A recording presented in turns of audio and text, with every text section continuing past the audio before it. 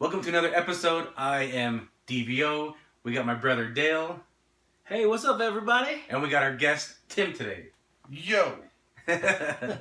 So Tim's coming to us because this episode we're gonna get into a little bit of.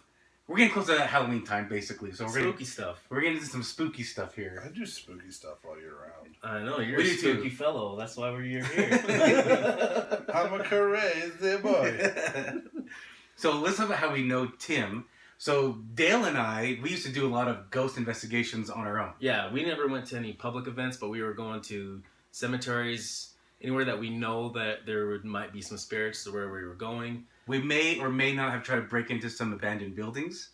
Just saying, may or may not have. Yeah, that's neither here nor there. but you guys work together. Yeah, so at Dannon, some other coworkers found out that I was into the paranormal stuff. And they told me, you need to talk to Tim.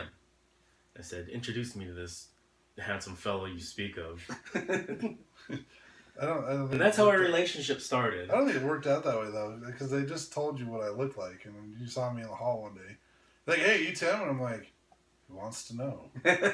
Spirits. Spirits want to know. What I found was interesting is after I met you guys and we started investigating, apparently we sort of all knew each other in high school. I mean, obviously you guys are brothers, but we all went to the same high school at the same time. And I might have had Spanish class with you.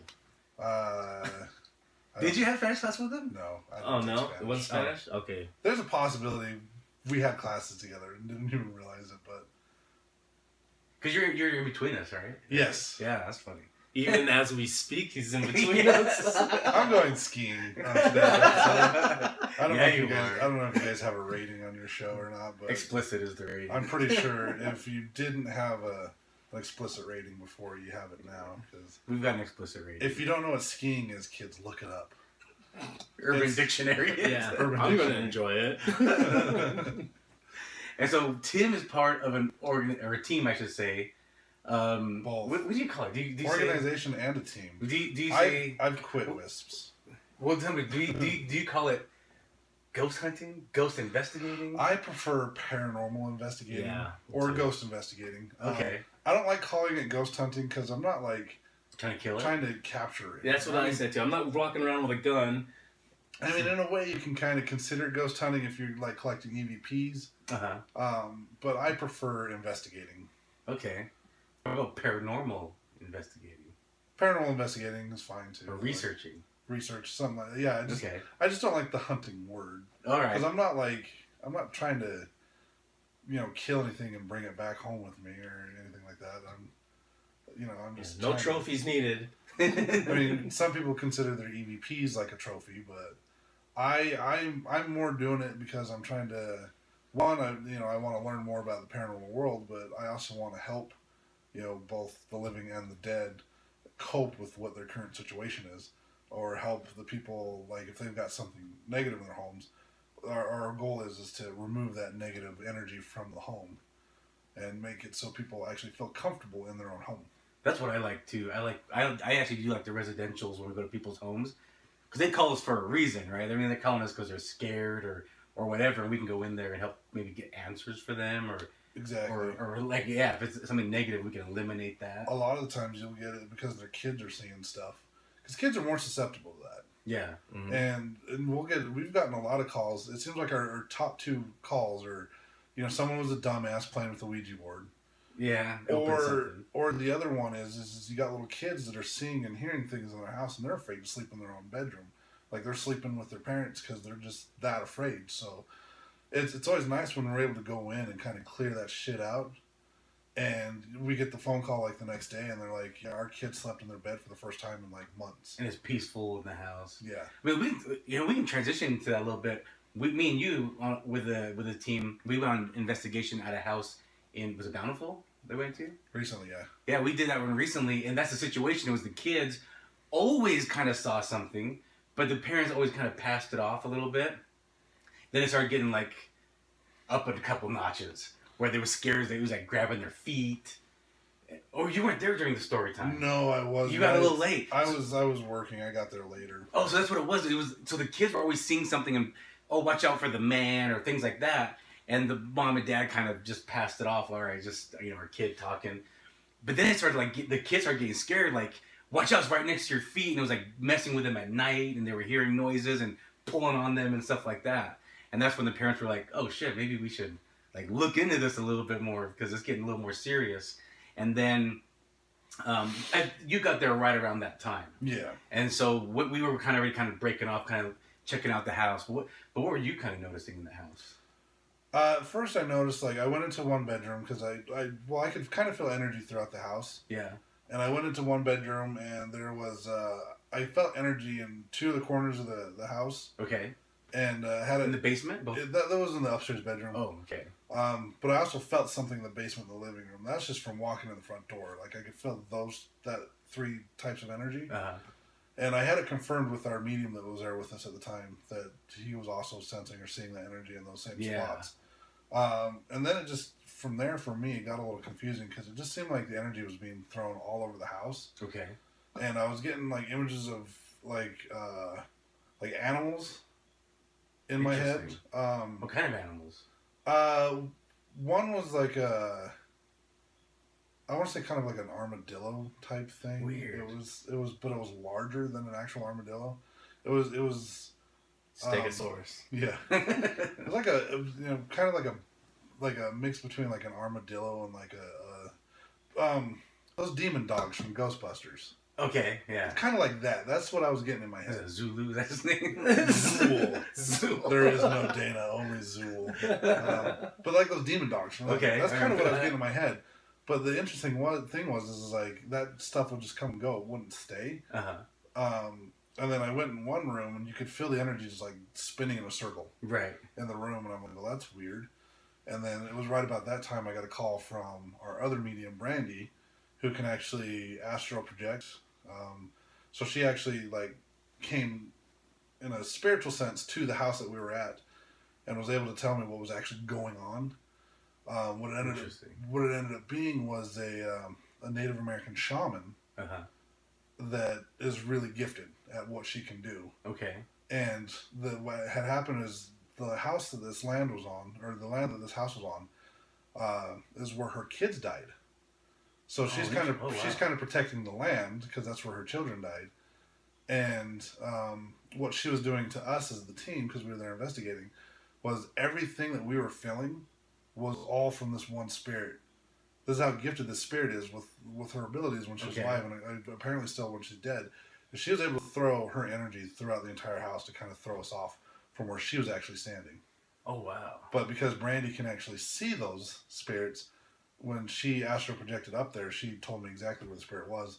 And what was interesting for me is because I knew, because Brandy had told me, all that other energy throughout the house disappeared, and that's when I could actually sense that spirit.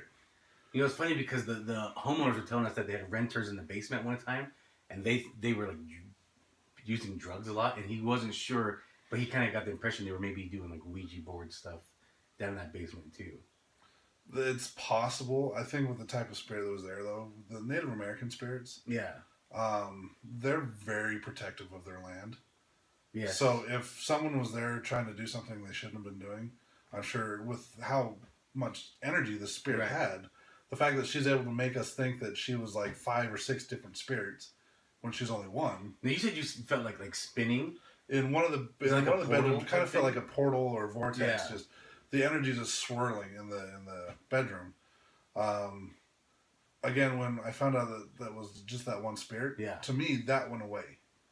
But Caden, who was still there, he thought he was a portal was in there, and he was trying to close it. So me personally not being able to actually see that stuff, like I didn't feel the energy anymore, but I guess he still did. So he was trying to fix it. But I'll tell you, an interesting story was he went in there, and it was me and another investigator and Caden the medium, and he felt like it was like a portal swirling in one direction. He wanted to kind of alter the direction of the spinning portal.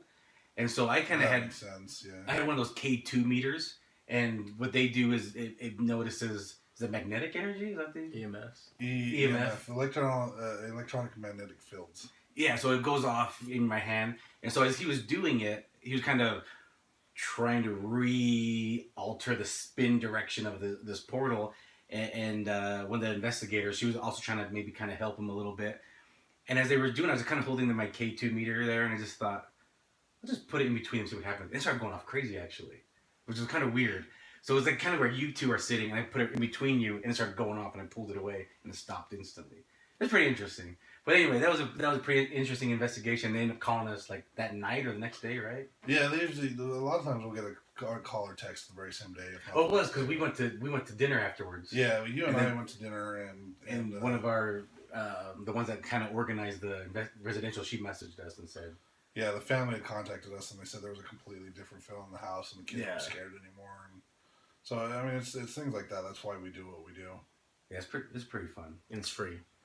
Yeah, it's free for the residentials. Yeah, yes. So if you're ever looking for a residential, all three of us are part of the team. You can go to WISPS.org. WISPS. Yes, .org, and you can request an investigation there. Yeah, it's pretty perfect. In fact, if you do, or you know somebody, yeah, let us know because we'd love to go check out their house. And that's what we're into. We're into that stuff. So, and we're very professional about it. We don't come into the house and goof around or anything. We get down to business right from the get go because our main goal is to help you and help the spirits if the spirits need help. Kind of deal with what's going on so that you can feel safe in your own home, or if the spirits are just lost and confused and need to be crossed over, we can do all that too. I know Dell's working on that. I'm working on being able to do that, and we already have a couple mediums that can do that. So, what does that mean? You guys are trying to do that? Crossing over is when a spirit that is stuck here, that they want to move on to the spirit world.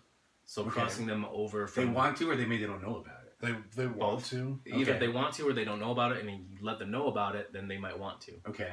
So what's currently going on is Dell and I are both realizing that we have some abilities or gifts. Like superheroes? Yes.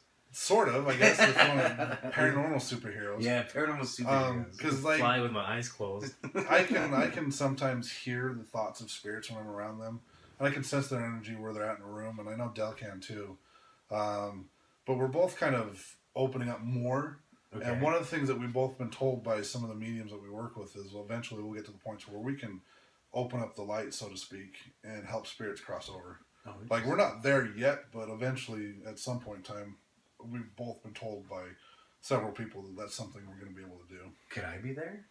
I don't know. I don't know. Interesting. Speaking of can anybody things, I don't know if anybody can. Okay. But I don't think so. It depends on how gifted you are, I guess. Okay. Because I truly believe that everybody has some sort of gift or ability. Yeah. It's just whether or not they believe. I just this morning, crazy story this morning. I'm laying in bed, kind of that half like waking up feeling. It's dark still. Yeah. Dogs are kind of running around in the hallway. Your dogs are. My dogs. Yeah. I hear a voice in my head, and I'm kind of wondering, did I hear that in my head or did I hear it out loud? It was someone saying, "Hey," but it was a male voice. Okay. I'm the only dude in the house besides the dogs, and I'm like, my dog just say hey. That's some shit up David Berkowitz shit. Right? But then, this isn't the first time this has happened to me, though. I've had other times where I've been in this, like, half asleep, half awake, where I've actually seen a face come to my face and say, hey. And like, I know it, like, jerks me up, and I'm like, holy shit, like, what the hell was that? But, yeah, this morning was more of like, I was wide awake, and I heard this voice go, hey. Where do you think it came from? Like the hallway? The hallway where the dogs were. And that's what I'm like, the hell did my dog just say hey to me for? Were the dogs looking at anything? Well, they looked at me getting up, because I was like, what the hell? Oh, okay. But you didn't get the impression that they were looking at some apparition or anything? No. Because they were almost out of view, like, looking through my door and into the hallway. Oh, okay. So it was kind of like I heard that, hey, but I didn't know if it was coming from my head or from the hallway. It was just real weird, but it's not the first time that's happened. But knowing that it was a male voice and then I'm the only guy in the house, yeah, it was kind of like, wait a second, open all the doors. What's going on? It was me. You were still there. Yeah, I never left 3 days ago. I've had similar things happen to me when I'm like half awake. I've heard different voices, not just the same voice. I've heard like three or four different voices. It's probably okay. I want to say it's happened that I can remember about 3 times. One was a female, the other 2 were males. The first time it happened, it was like my eyes are closed and there's a face coming right at me, and it gets right in my face and says, "Hey," but it is loud as shit. That's true. Your I've eyes are never, closed. Yeah. never experienced that. That's pretty trippy. Yeah, that was like my eyes closed, a face coming right at me, and it's all, "Hey," loud as shit. And I open my eyes. And this has happened actually in San Diego. Do you think it was probably just a dream, though? That's hard to say. So let me do my premise. So I believe in ghosts, but I'm also a skeptic. Like, I don't believe every story I hear Right. is You necessarily can't say everything's haunted paranormal. or paranormal. Yeah, I always like, well, could it be this? Yeah. I try to find answers for everything. That's that's a very healthy way to investigate. Yeah.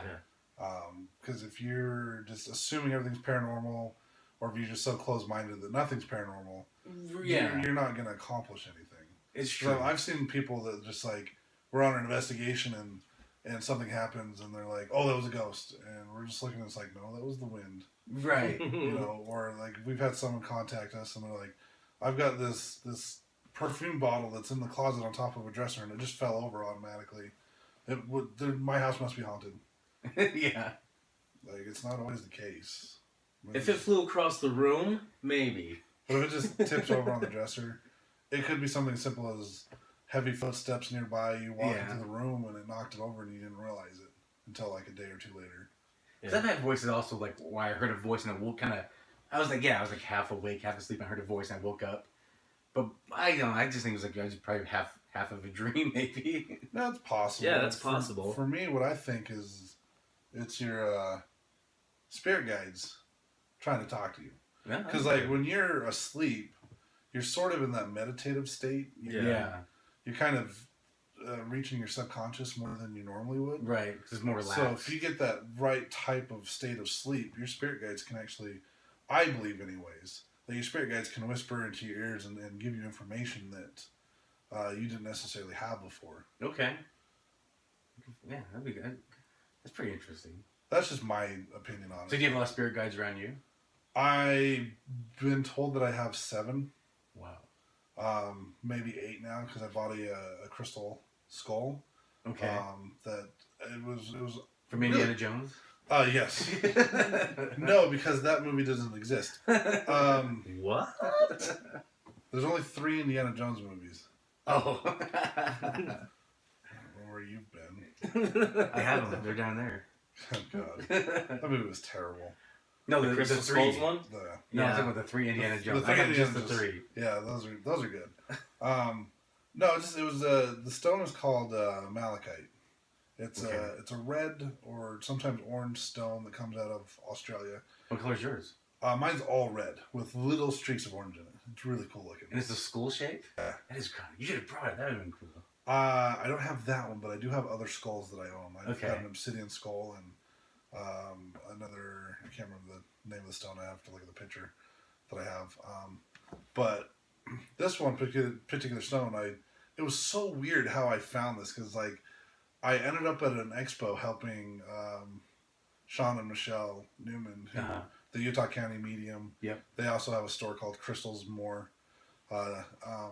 They called me like the day before this expo that I didn't even know existed. It was called the Empower You Expo. Okay. And they're like, "Hey, you want to come down and help us run our booth?" I'm like, "Sure, I got nothing going on. I'll come and help you." And while I'm there, like I'm helping them like sell their crystals and stuff. This random customer, this random lady came up to me and she's like, "Hey, I need to talk to you real quick." And I'm like, "Okay." So walk She up was just there for the fair. Yeah, she was just there for Okay. the expo. Okay. She didn't work a booth or anything. She was just there, and she's like, "I need to tell you something. Do you have a minute?" And I said, "Sure." And she pulls me aside and she's like, "I need to tell you that you're working on developing the wrong gifts. You're trying to work on somebody else's gifts and not your own." Huh. I'm like, interesting, because I kind of felt that way Okay. beforehand, but didn't really put much thought into it. And then so she's like, "Let me introduce you to these people over here. They do energy healing with crystals, and that's what you're supposed to be doing." And I kind of, I felt that pull towards that's what I was supposed to be doing, but I'm just kind of like, "Well, that's lame." You know, I want to be able to see spirits. Yeah. You know? Because to me, that's more, what's cooler? More interesting, yeah. I do energy healing with crystals, or I talk to spirits. I talk to spirits. I've come to find out that like people actually do find energy healing with crystals fascinating as well. So I've that day I kind of shifted my train of thought. I'm like, yeah, energy healing is what I'm supposed to be doing.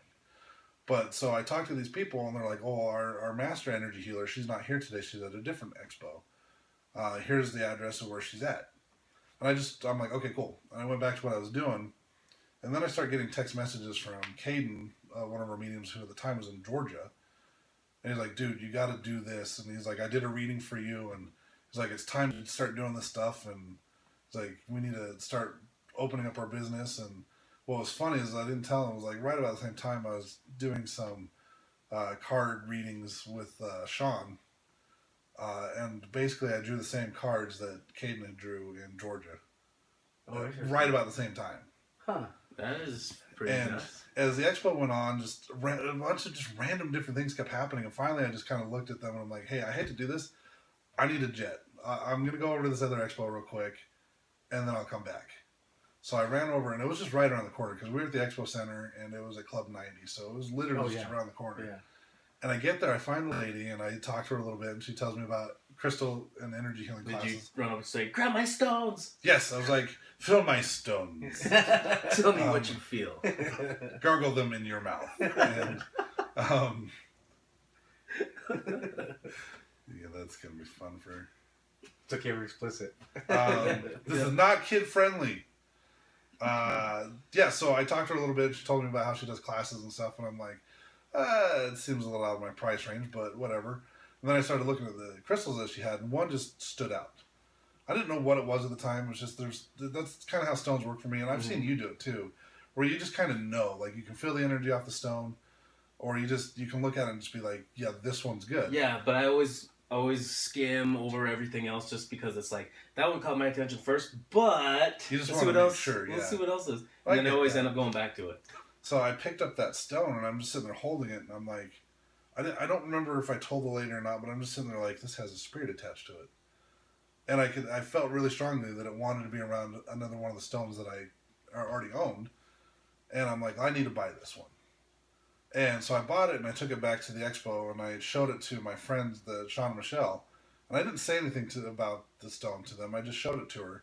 And she's like, oh, you've got a spirit attached to this. It's your new spirit guide. And what I thought was funny is a couple days later, I hadn't told Brandy about it either. She called me out of the blue, and she's like, Annie told me to tell you yes. Because there was like a question I was supposed to ask a medium without asking the question. I was supposed to have the question in my head. And I got yes from like 3 different mediums. Brandy didn't even know what the question was either. She didn't know I had a question. She just, she's got one of her spirit guides that follows her around everywhere. Just kept telling her, call Tim and tell him yes. And then before I even had a chance to tell her, I'm like, I got a new crystal. And she's like, yeah, I know. It's in the shape of a skull. And it has one of your new spirit guides with it. Wow. And I'm like, awesome. So it was just all the weird things that happened in that day. It was just like led me to buying that skull. And I'm like, I'm 100% convinced that it was actually the spirit attached to that stone. That sent that word out. That made all of this stuff happen. So I would go buy that stone. It's pretty interesting. But I have that stone now. I love it. It's one of my favorites. And I use it, and he hates it when I say this because I can hear his thoughts sometimes. He does the energy healing. I assist him. Who's he? The spirit guy that came with that stone. Oh, okay. So the spirit guy that came with the stone, he's actually an energy healer from India. Whoa. From like the 1400s. And he still does energy healing. And I've said to people a couple times, I'm like, yeah, I do the energy healing and he helps. And it was weird because the first time I said that, I literally heard in my head. And as I'm hearing it, I see Brandy laughing at the same time. Because she heard him say it out loud too. And I'm like, my bad. Let me correct that. He does the energy healing. I help him. Did he have an accent? I don't know. Good question. So when I hear their thoughts, it comes across as my own voice. But I can kind of tell the difference between whether or not it's me or them. Well, how do you think these things get attached to those stones? Like this individual, how does he get attached to that? Do you think he did that like long after he's been gone, or was it something that was... It's definitely something that happened way after he died because the stone comes from Australia and he's from India. So these two countries aren't really near anywhere at all. But I'm sure he knew at some point in time that he raided the shipment like a pirate and just. Well, I think he knew at some point in time that he needed to find me, so he just kind of did things to make sure that happened. Oh, that's interesting. Maybe you were his assistant in another life. It's possible. Maybe you were Indian before. No, I know that. I know in my first life I was a blacksmith. In my second life, I've been told that I was a major Confederate general in the Civil War. So in your first life, you were a blacksmith. In the medieval times. Huh. That one I actually did hypnotherapy session. Quantum hypnosis healing technique, I think is what it's called. So you don't think your spirit ever existed before then? From what I've been told, no. I mean, in a way, yes. I mean, I'm sure my spirit existed, but as a physical being on Earth, It could have been ants or like an aardvark or a bat. Really? Maybe, I don't know.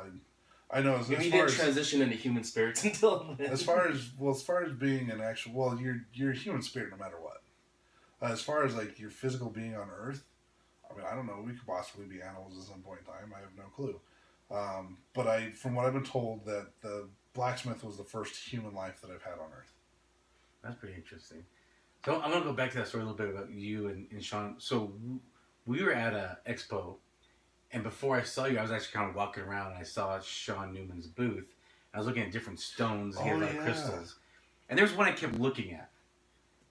And then I went back, and then me and Tim started walking around, and then we were talking to Sean, and this time you actually formally introduced me to him, and then you said you need this stone.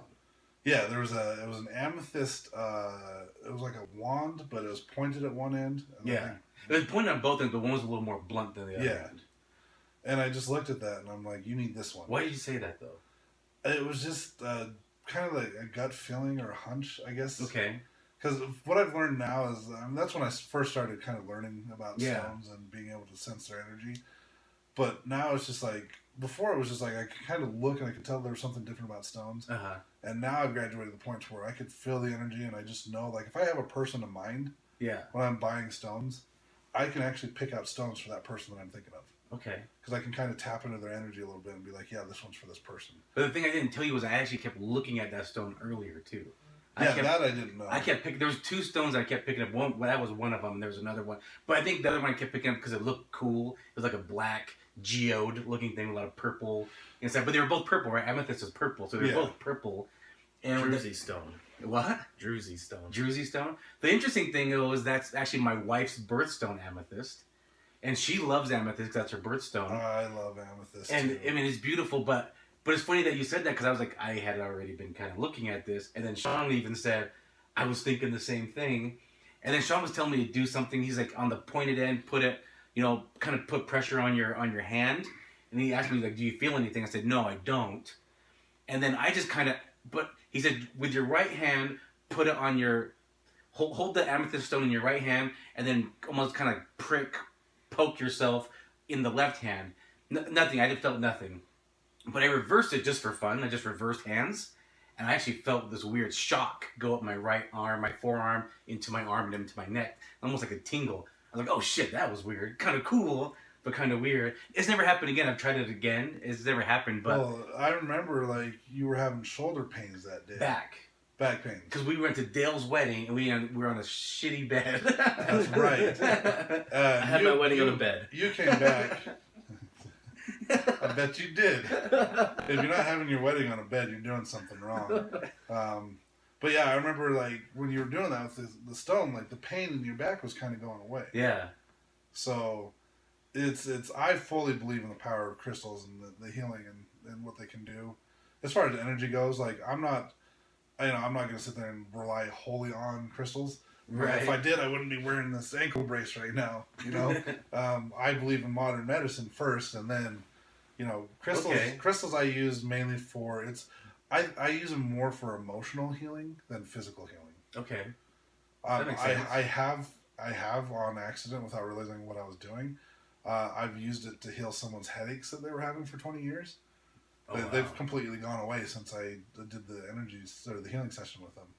But for me, I feel like I'm more doing emotional healing. or mental like third eye healing and stuff like that, as opposed to actual like physical healing. Now, when you say mental, do you also think maybe some of it's libido? Libido? No, libido. Placebo. Placebo. Yeah, crystals will make your libido. I'm trying to recharge your right? libido. If you have problems in your sex life, I bet it charges your libido. I've got a stone for that. I got a stone for that. Hey, ladies, if you need help with your libido, I've got some stones for that. I got the stones for that. So mentally, do you think it's a placebo type thing when you say, "Hey, hold on to this"? It's possible. Yeah. But if it does something, it's the skeptic side of me. Well, I mean, the best way I heard this described is on an interview I actually did on my show. Okay. Even if it is a placebo, if it makes a difference, does it really matter? Exactly. I believe that too. Like if I'm handing you stones and you feel different, or you feel more energized, or you feel happier, or whatever the result is, does it really matter if it's a placebo? Right. Because it's having the desired effect. That's true. So even if it is a placebo, even if it is a placebo, if you're happier, there's nothing wrong with that, in my opinion. But it makes you wonder how strong the mind is, though.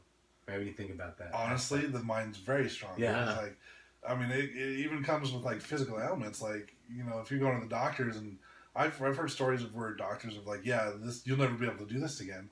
But people overcome that because they have that determination. They have that. I'll show you. Yeah. Yeah. They have that mind power. They have that will. Or it's the opposite. Some people have been diagnosed, they lived with cancer for years and had no idea. And then the moment a doctor tells them that, like within 2 months, they're dead. Yeah. But what would have happened if they would have never known and just lived their life normal without that in their head saying, you're going to die? It's pretty interesting. I mean, it's the same thing. The shock factor. Like, you know, when you hear someone like falling from a great distance and they survived, you're not supposed to go up to them and be like, holy shit, dude. Like, you know, just talk to them like normal, how you doing and whatnot, because you put that in their head and it could cause trauma or shock or, you know, whatever. So I'd say the mind is a very powerful. That's why I laugh at kids when they fall and hurt themselves. I laugh at them so they don't start crying. I'm the same way. Well, most little kids are just I'm a dick. Most little kids too. Like when you do that, they're gonna start laughing. You get up and start running around and playing. Exactly. Yeah. So the mind it's a very powerful thing, and it can be persuaded very easily too. Mm-hmm. Yeah. It's like the placebo effect, or pareidolia, for example, where that drives me nuts. I don't know what that is. So pareidolia is where your mind is trying to faces. Yeah. So like the best example is like looking in the clouds. Yeah, you see a face. And you've seen a face or a shape or whatever. I got it. Talk about this Facebook post the other day where somebody posted on the Utah Paranormal page. It's a picture of someone took a selfie, and then the way the light comes in through the back window, like they're like, oh my god, it looks so weird. It looks like half a face because of the shadows and everything. Oh, gotcha. And then I'm like, it just looks like half of... make the comment? Yeah, it looks like a Halloween mask hanging Well, no, up I said, first I'm like, it looks like there's a hoodie hanging off the side of a chair. They said, no, this was taken in the car. I'm like, oh, okay. Okay, that's just the way the lights are coming in because it's nighttime, street lights, there's a lot of shadows going on. And that's obvious. You can see items on the back seat now. And I'm like, hey, I can see the back seat. I see items on the back seat. I can see where the light's coming in through the back window. And at most, it looks like half of Chris Angel's about to say, are you ready? Like that's, but it's just like the comb over part of the hair and then like up to the nose. If the pareidolia effect, that's all you can make out of it. So other than that, it's just this completely just shadow. This is the stupidest post, and so many people are going, "Oh wow, it's so cool." Most people won't do what you did and actually analyze the entire picture and kind of made sense of what's going on. People will just be like, "Oh, there's a face there. That's really cool," and then they stop at that point. That's where the pareidolia kicks in, because all pareidolia is your mind is trying to make sense out of chaos. Yeah, it's like look at the clouds. What do you see? Oh, I see dogs. I see that. It's the same effect. Well, it's like I saw this video and it had a Snapchat filter on, and then they got the dog ears and the tongue on them, but then to the side of them there's another one. They're like, oh shit, it's a ghost. Yeah, that but was then so stupid. But when it goes away, you're like, well, that was a bookcase. It was like a square bookcase. Yeah, and the dark colored bowls creating the look of eyes. And so the filter picked up like, oh, there's two. Yeah, it's the algorithms looking for certain darkness of things. Yeah. Where eyes and nose and mouth are, they look for those. Right. And I can see that. I'm like, oh, I can see the empty space on the bookshelf, instantly. and I can see some other thing where it looks like maybe a mouth, and the Snapchat filter created it, and then they thought, oh, there's a ghost in my bedroom. Yeah, that was stupid. Yeah, apps aren't perfect, man. Yeah. People just they're so quick to want to believe or disbelieve things, and no one's taking the time like you did with that picture to actually like analyze what's actually going on in the picture. They just they see it and they go, "That's cool." Well, yeah, and what's stupid about those filters too is it's an algorithm that looks for darks and lights to look like eyes and a mouth or something. So it looks for that. So for it to pop up in the middle of where there's nothing, it's obviously picking up things in the background, like the colors of things on things. Yeah. So it's definitely picking that up, and it's when people say, "Oh, it's a ghost," ghosts aren't giving off any color for this algorithm to pick it up in the first place. It's very true. So it's just stupid when people think that with their filters, "Oh, look, this filter came out of nowhere. There's not even a face there. It's a ghost." Yeah. I want to slap the phone right out of their hand. It's like, "Listen here, dummy." It's not how it works.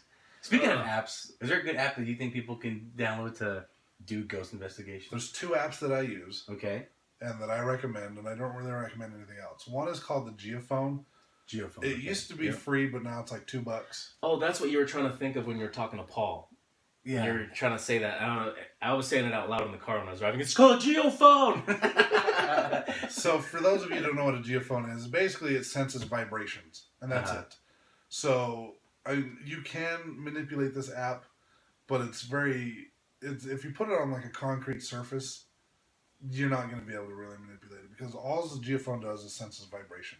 Okay. So I've actually have video of me using this app, putting it on a concrete floor, and me being a bigger guy, I'm 300 pounds, 6'5", jumping up and down right next to my phone. Doesn't move. And nothing.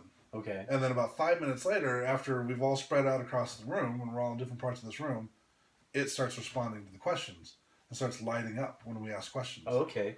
So, do you ask spirits to like touch it to go off to answer? Okay. Yes. So I trust that app, but I do strongly caution that if you use that app, make sure it's on a hard surface that you can't really manipulate. Not a chair or a table. I've seen it work really good on some chairs, like wood floors. Basically, like if you're gonna do it on a chair or whatnot, do the test, like jump up and down around it and stomp up and down or whatever. Make sure it's not something that you're gonna easily set off. Otherwise, you need to put it in a different spot. Mm-hmm. The other one I use is called the EchoVox, which is it's very similar to the SP7 Spirit Box. It basically just creates white noise, so you can have that instant communication with spirits. Yeah.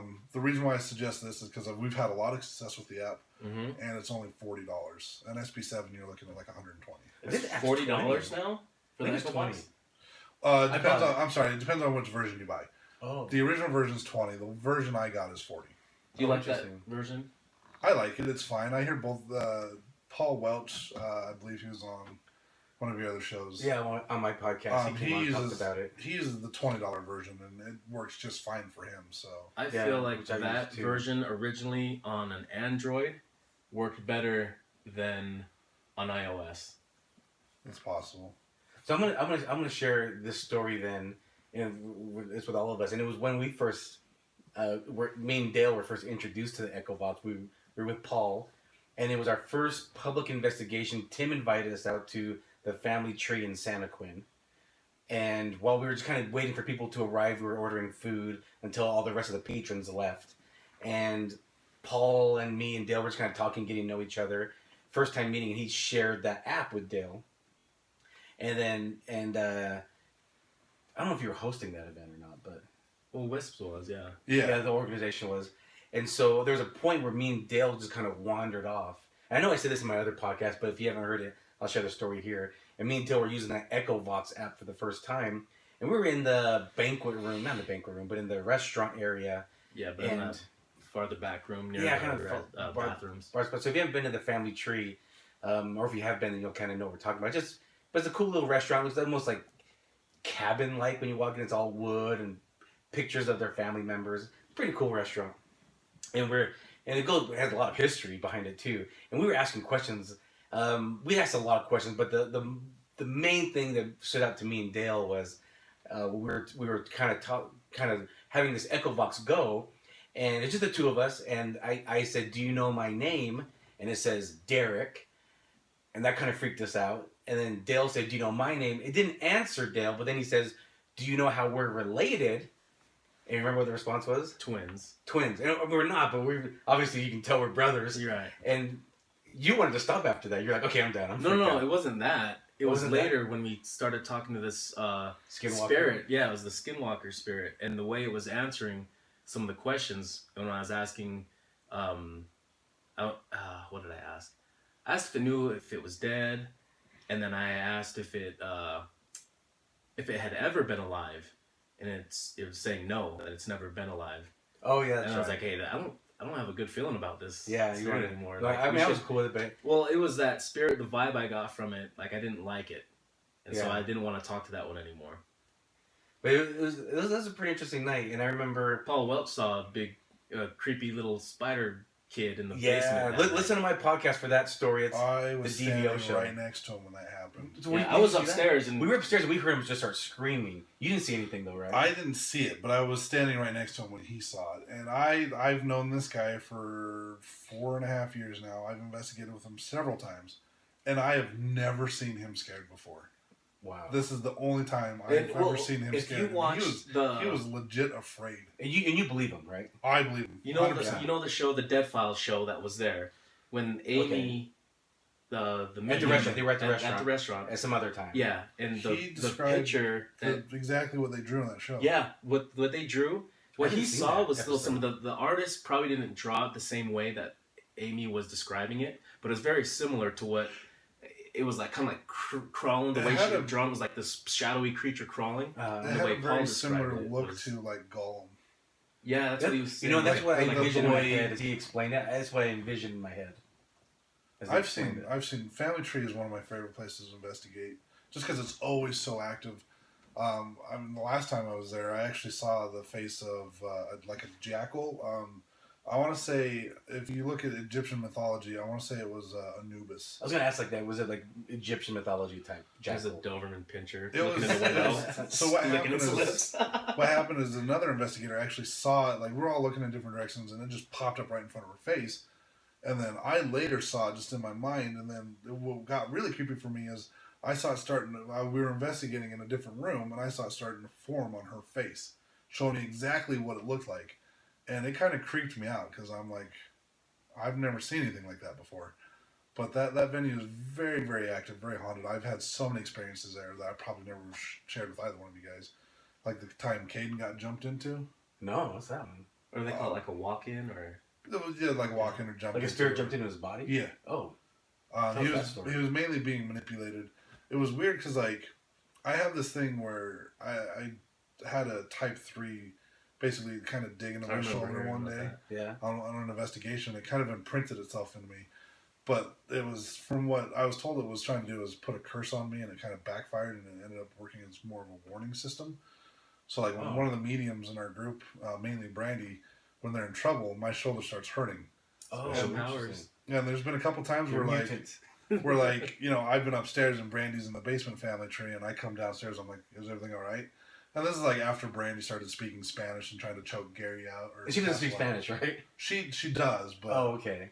but I've never seen her act violent towards anybody before. She was literally Oh, interesting. hands around his throat trying to. But she choke doesn't him out. normally just walk around speaking Spanish. No, she does understand some Spanish, but no, she doesn't.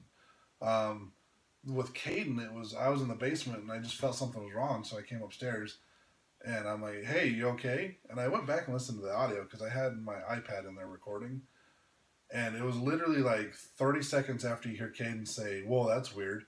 He couldn't sense or see or any of the spirits at that Okay. point, and it was literally 30 seconds after that started going down. I'm in the room asking him if he's all right. Huh. And he's like, no, I can't sense or hear anything, and he doesn't remember anything after that. Oh, wow. But What happened? he was just sitting there, and you know, we're all talking. Paul Welch was there, and some of the other people from our team were there, and people are getting ready to leave and go home. And I remember saying something along the lines of, you know, someone mentioned the spirits want us to leave. I'm like, well, yeah, it wants all of you to leave except for Caden and myself. It wants just the two of us here in the building. Okay. And you hear Caden in the background and in the recording, but for me, he's sitting right next to him. He's got this weird look on his face, and he's just like, yeah, I do. Whoa. In a voice that wasn't his. And I just Whoa. looked at him, and at that point, I go, well, that's not going to happen, and you need to get out of Caden's body right now. And as soon as I said that, Caden just kind of looked around, and he's like, what the hell just happened? Wow. He's like, everything just turned back on. I'm like, you don't remember any of that? And he's like, no. And I played the audio back for him when I was able to find it, and he did not remember any of that. That's crazy. Yeah, pretty haunted place. It's extremely haunted, and if you ever want to go there, hit us up. We'll take you.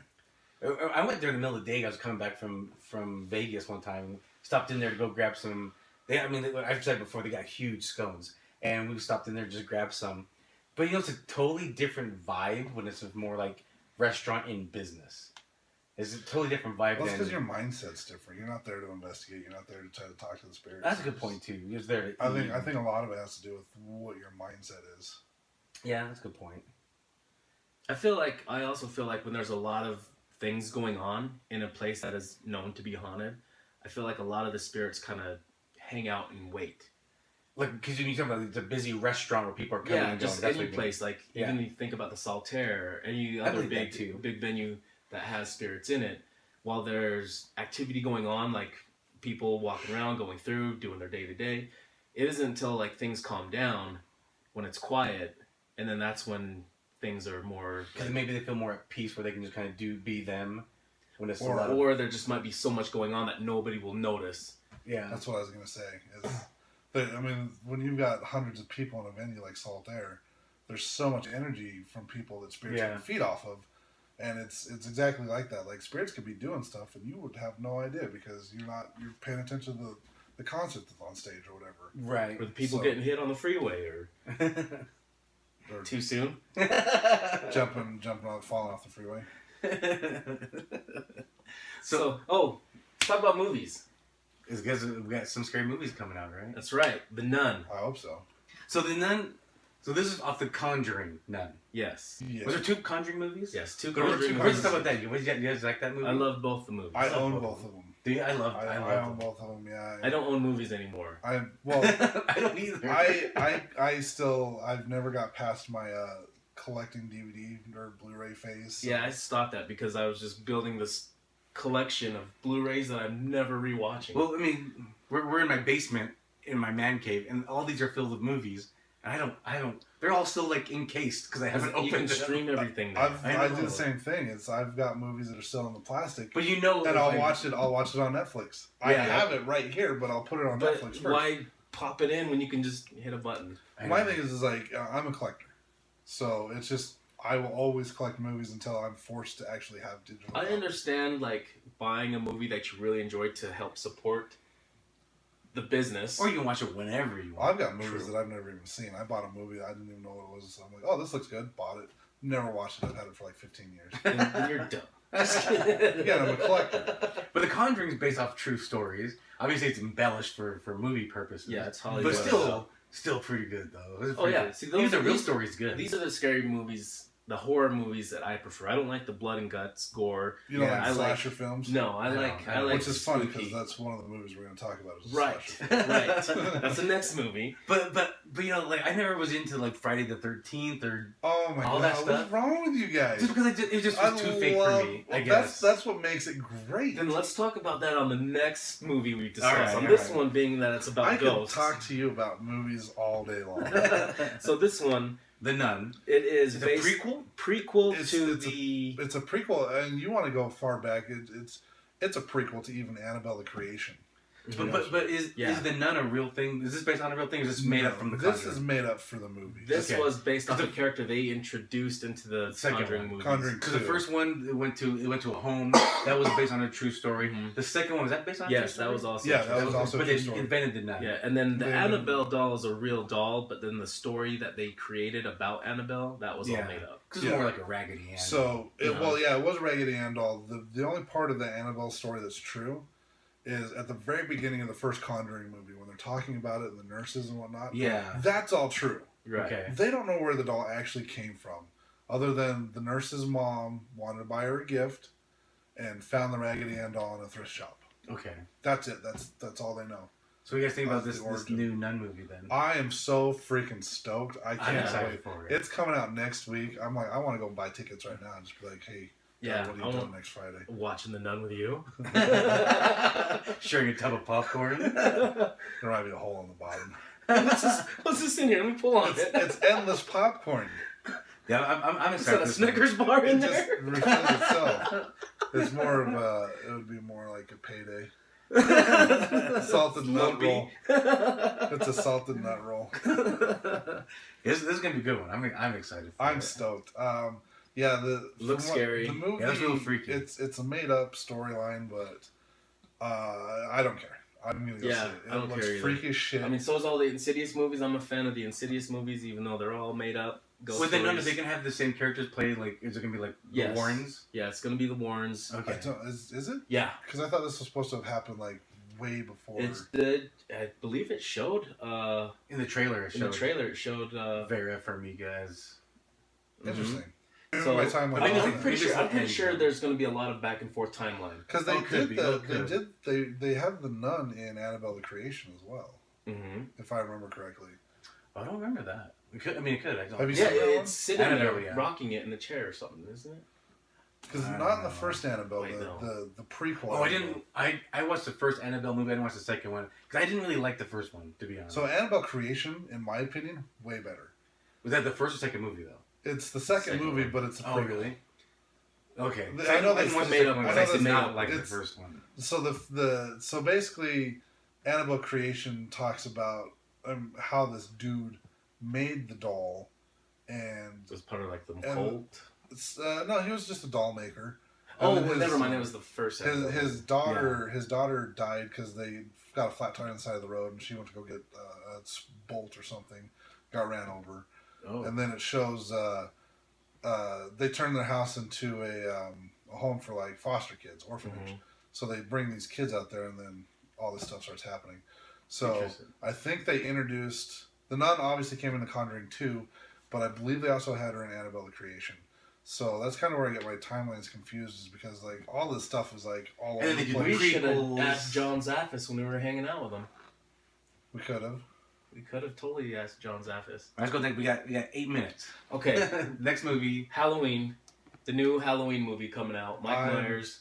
So I know you don't like the slasher films. I'm not a fan of the slasher films. Halloween is my favorite of the slasher films. I like the recent ones they did like 10 years ago. The Rob Zombie ones? Yeah. Yeah, I did like those. Rob Zombie's remakes were freaking awesome. But this is like replacing those Rob Zombie ones, right? This new one. So this one is acting as if it's acting like nothing else ever happened. So it's like the first movie and then this movie. Okay, 40 years later. the first Halloween movie, like from the 80s or whatever came out. 79. Yeah. 79. So and that goes from that 79 movie and then to nothing this happened. one. Nothing happened in the Okay. middle, and then 40 years later, boom. They've before had 2 different timelines, storylines for the movies. So you'd had 1 through 6.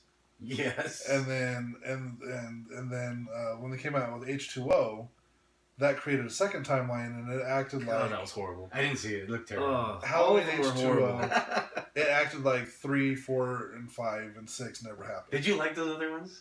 I own all of them because do you like them? I enjoy watching them. Yes. Okay, they're so stupid, but I love the first one. The Busta Rhymes okay. one. The second storyline is 1, 2, 7, and 8.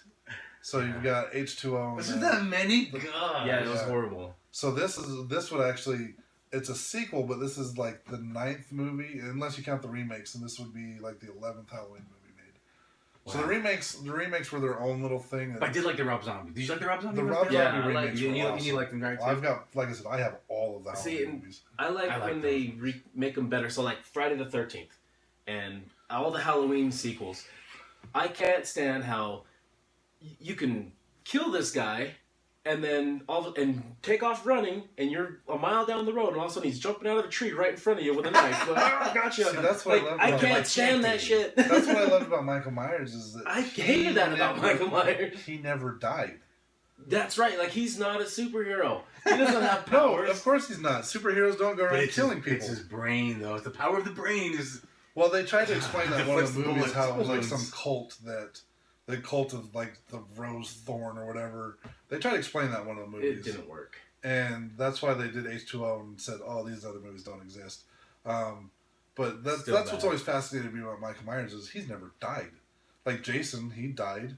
I think there was one. He died. There was one movie that they made. I think it was the second Halloween, where they thought they killed him and he was like hanging from the window or something. And then they took the mask off, and what he had done is he like put the mask on somebody else, and totally. And they no, it's the Busta Rhymes version. Is that the Busta Rhymes where they thought they killed him and then it actually killed somebody else? Jamie Lee Curtis cut his head off with an axe at the end of H2O. Oh, I tried to forget these movies. At the start of, see, this is how much I didn't watch them. Yeah, I didn't watch I them. can tell you exactly what movie you're talking about. So that happens at the end of 7, but at the beginning of 8, they're like, "Oh, this is how he's still alive. He crushed the windpipe of one of the EMTs, so he can't talk." And then put the mask on him, and then that's who she really killed, and he disappeared. So never to be seen again until the next sequel. This movie is straight up just 40 years after the first movie happened. It's a sequel. Yep. So it looks like Jamie Lee Curtis has just been target practicing for 40 years. For 40 years, she's been waiting for this. This is what I don't get from the trailer we watched. Is that she's waiting for him. He's locked up in an asylum for 40 years. Hasn't gotten out this whole time. Yeah. And yet here she is target practicing, and because she knows he's going to come try to kill her. Like, get some rest. Why does he want to kill her anyway? He was attempting to kill his entire family. Right. And she... Is it schizo or what? I think they... Zozo the clown. I think... Zozo's not real. I think the thing that they did with this movie is stupid, because... I hope they explain how Michael went from being... Because at the end of the first movie, after she shoots him, he's just gone, right? Okay. He just gets up and you don't see him anymore, and it shows the clips of, like, showing the neighborhood, and he's just gone. So my question is I hope they explain how he goes from being vanished to now being locked up in a insane asylum for 40 years. I need to watch the first one again, maybe. I can bring him over. I'll watch. Let's do that. I have all of them. Which one you should do? We should I want to watch have the first one and then go I'm watch the new one. I'm on medical disability leave. I've got all this free time. I can have a Halloween movie marathon. Not a marathon. Not a marathon. We're going to watch the first one. We can watch the first one. But you guys excited to watch it? You guys want to watch it? I'll still watch it. Even you don't seem excited about it, though. I'm not super excited about it, but I will still watch it. Because you're not a slasher film. I'm not a slasher film. I'm a spooky. I'm not a slasher film guy, but I like these new reboots they've done in the last 10 years. I like it if they're correcting things. The things that pissed me off about these movies.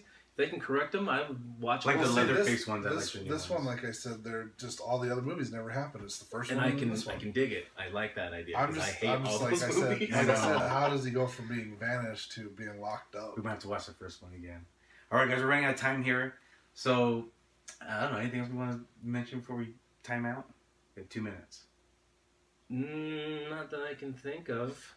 Well, thanks for coming down. Aliens are real. Paranormal? No. That should be the next one. There's a possibility. But I just want to give a shout out to the Utah Paranormal Expo coming up on October 6th. Oh, yeah.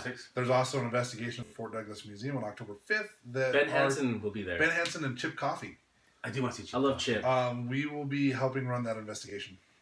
Awesome. I want to hang out with Chip where can people get tickets for that at? They can find them. Page, Facebook, go to the Utah Paranormal Expo. Okay, just Google Facebook. I need to go through and repost it because I talked about it on my show that came out today. Which is? We're the Supernatural Hour. Supernatural Hour. Supernatural Hour. We're on podbash.com or Spreaker, iTunes, and pretty much anywhere. All right. But yeah, I will be linking that on Facebook on the Advanced Paranormal Services page and the WISPS page. I've already linked it on mine. But I know Chip Coffey during the expo is going to be doing a gallery reading as well. Ooh, so I'll get all the information to you so you can post them on your Facebook pages and stuff too. Awesome. So I'm really stoked for this year's event. I am too. It's going to be awesome. I hope to see people there. I think it'll be fun. All right, guys. Thanks for watching. See you next time. Smash Brothers out. Peace out, butterflies.